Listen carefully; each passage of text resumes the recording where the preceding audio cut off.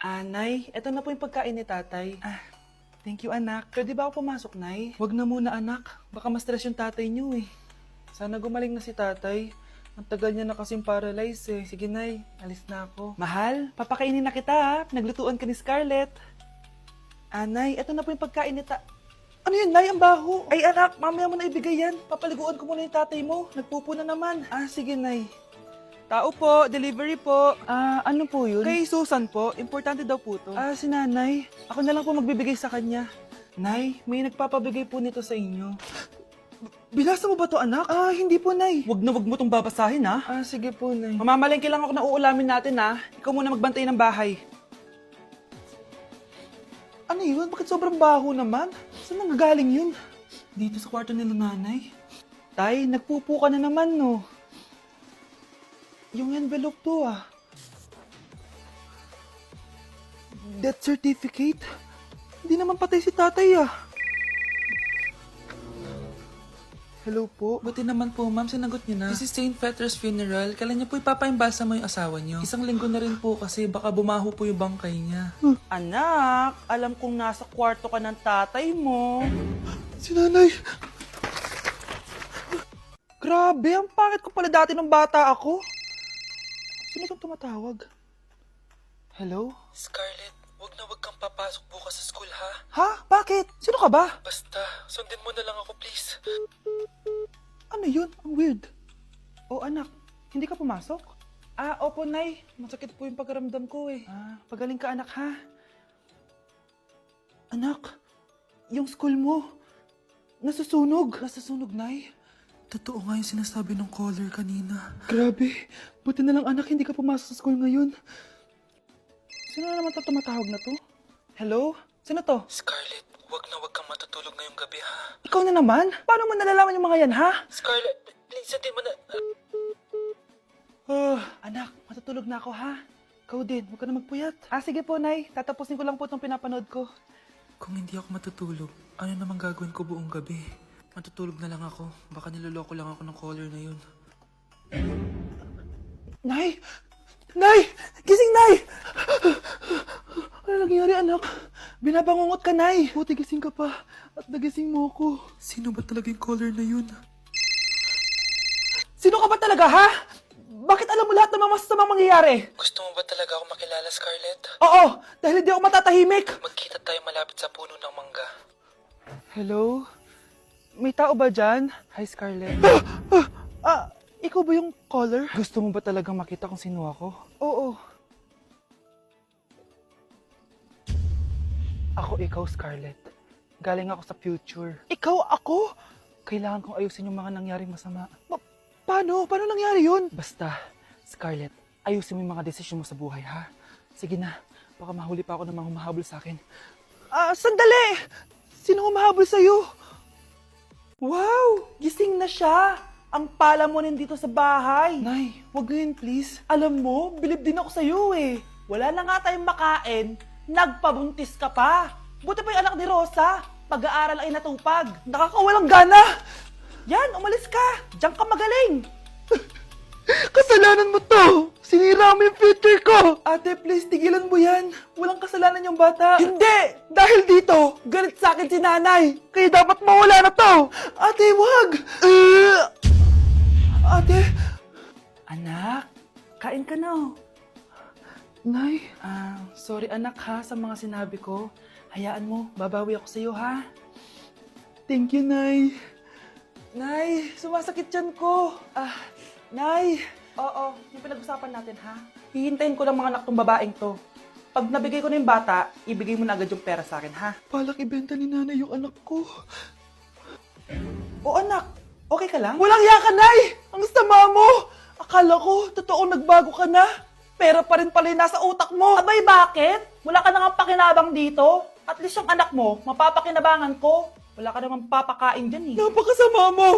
Lalayas na ako sa impyernong to! Sige, lumayas ka! Sino tinakot mo? Tignan natin kung saan ka pupulutin. Hello, Bes. Hello, Bes. Kilala mo ba si Edward? Oo, Bes. Siya yung ama ng dinadala ko. Mayaman pala sila, Bes. Gusto kanyang makita kasi gusto niyang palagutan yung baby mo. Talaga? Oo, Bes. Bes, hindi mo na kailangan magtiis na nanay mo. Hindi pwedeng anak ko lang ang makikinabang sa yaman ng lalaking yun. Dapat ako din. Dok, bakit ka meron neto, ha? Bakit may picture ka ng nawawala akong anak? Hindi mo ba talaga ako naaalala? Hindi. Sabihin mo sa akin, buhay pa ba ang anak ko? Umalis ka na. Marami pa akong gagawin. Buhay pa ba ang anak ko? Oo! Buhay na buhay ako! Ako ang anak mo na iniwan mo sa palengke dati! Nagtataka ka? Isa na akong trans ngayon. Alam mo, buti na lang, may mabait at mayamang pamilyang kumukup sa akin. Kaya maganda yung naging buhay ko. Tingnan mo, naging doktor pa ako. Kaya salamat sa'yo at iniwan mo ko. Anak, hinanap kita. Umasa ako na babalik ka. Hindi na importante yan. Ayaw na kita makita at hindi na kita kailangan. Kaya umalis ka na! Hello po. Kamusta po yung pasyente? Dok, si nanay naman yung nagkasakit. Kamusta na siya? Okay naman. Sa iba ko na lang siya ipapaasikaso, ha? Anak? Anak, please! Bakit anak tawag mo sa kanya, Nay? Sure ka ba na habang buhay ka magagalit sa nanay mo? Nakita ko results niya kanina. Anytime, pwede siya mawala. Magpapahangin lang ako. Nasaan na sila? Hello, nurse? Nasaan yung pasyente dito sa room 214? Anak? Ako ba hanap mo? Nay, akala ko may masamang nangyari na sa'yo. Anak, hindi na kita iiwan. Good news! False alarm lang pala yung nakita namin result sa nanay mo. Ibig sabihin, magiging okay siya. Salamat naman. Nay, ayoko na mawala ka sa akin, ha? Yay! May ate na ako! Tay? O anak, si nanay kasi kahapon pwede umuwi. Ano na kaya nangyari doon? Busy lang yung nanay mo. O siya, may good news ako sa'yo. Malapit na tayong yumaman. Anong ibig sabihin nun, Tay? Basta, hintayin mo na lang. Opo, Tay. Mabibili mo na lahat ng gusto mo, anak. Nasaan na kaya si nanay? The subscriber cannot be Nay, reached. sumagot ka! Please try again later. Anak, may aasikasuhin lang ako para yumaman na tayo. Ikaw munang bantay ng bahay, ha? Tay, si nanay kasi ilang araw nang di umuwi. Wala ka pa rin bang balita sa kanya? Scarlett, di ba sabi ko sa'yo busy ang nanay mo? Babalik din yun, huwag ka mag-alala. Sige na, ha? Kainis, wala na naman signal. Kailangan ko tawagan si nanay. Naku, Mare, tigilan mo na ako, ha? Scarlett? Aling Rosa? Bakit po? Bakit nandito ka? Hindi ba dapat nasa burol ka ng nanay mo? Burol? Nagjo-joke ka ata, tita. Buhay pa yung nanay ko. Kakagaling ko lang dun eh. O eto, hindi ba't nanay mo yung nakaiga dyan sa kabaong? Scarlett, anong ginagawa mo dito sa labas? Tay, explain mo to! Bakit nakaburol si nanay, ha? Kaya siguro hindi siya umuwi ng ilang araw?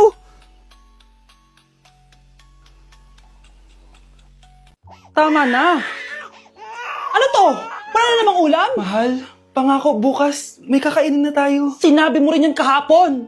Paano tong anak natin, ha? Paano natin ito bubuhayin? Mahal, please. Magtulungan tayo.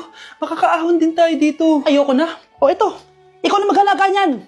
Mahal, please. Huwag mo naman kaming iwan. Babalik na ako sa dati kong buhay. Sa buhay na nakakain ako na masarap. Sa buhay na nakakapag-party ako.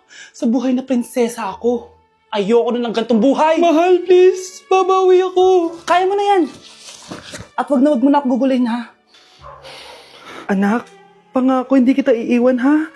Nandito lang ako para sa'yo. Hindi kita papabayaan. Okay, Mr. Ramon? Ma'am, tanggap na po ba ako sa trabaho? Sorry sir. Based sa resume mo, hindi ka pala nakapagtapos ng college. Ang hanap po namin is college graduate. Uy Ramon, mukhang galing ka sa interview Natanggap ka? Hindi nga eh. Baka may alam kang pwede kong pasukan ng trabaho. Pwede ako. Sige, sabihan kita ha. Salamat Susan. Dami naman basura dito. Ramon, may hiring daw yung kakilala ko at pwede ka daw doon magtrabaho. Ha? Talaga? Sa wakas, mabibilin ko na lahat ng pangangailangan ng anak ko. May anak ka pala? Oo. Iniwan kami ng nanay niya dahil di niya kaya tong gantong buhay. Hayaan mo, hindi mo deserve yun.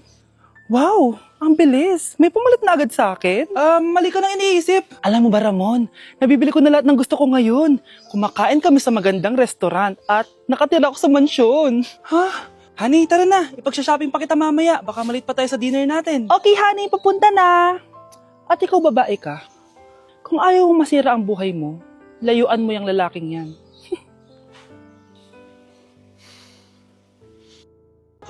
Hindi ka pwedeng mamatay! Pre, may kalaban sa mido. Habulin nyo. Defend nyo na yan. Bilis. Matatalo tayo nyan eh. Nasagasaan daw ng langgam. May ganun ba? Excited na ako kumain. Hala, magkikis na sila. Ah! Let's go, guys! Ayan, malapit na! Yes! Panalo! Bakit ganun siya tumawa? Grabe, ubos agad! Wala na naman! Grabe kayo! Ako bumili tapos kayo kumain! Next time kasi, Nay, bilhin mo na lahat ng crispy patata sa supermarket. Sige po, madam.